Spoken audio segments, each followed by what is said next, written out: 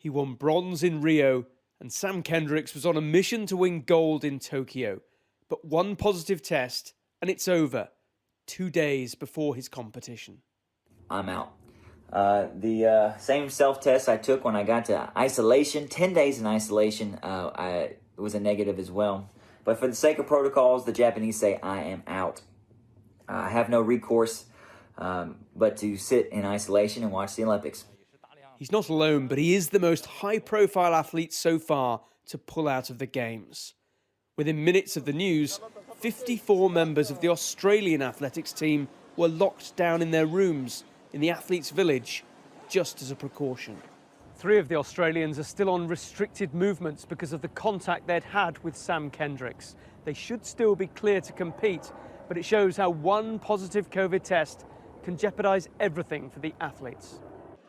The American's main rival in the pole vault from Sweden was all set to battle it out with him again. I think all of the pole vaulters are pretty spooked out right now. I was gonna possibly meet up with Sam yesterday, but I got a phone call from Desiree, my girlfriend, and then I ended up not meeting up with him. So, I think that was a pretty lucky dodge right there. On the day of the opening ceremony last Friday, there were 1,359 new cases of COVID in Tokyo.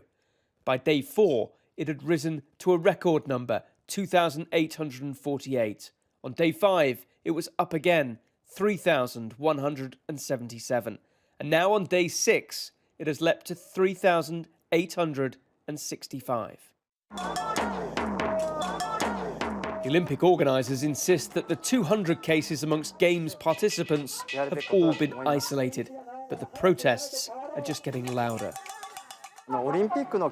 It's contradictory to host the Olympics and try to prevent infections, because the Olympics have caused the public to feel relaxed. I think the right thing for the government to do is to cancel the Olympics. The state of emergency in the Japanese capital has now been extended until the end of August, into the start of the Paralympic Games. The organisers are in uncharted waters, where the risk feels very real. Tom Parmenter, Sky News, Tokyo.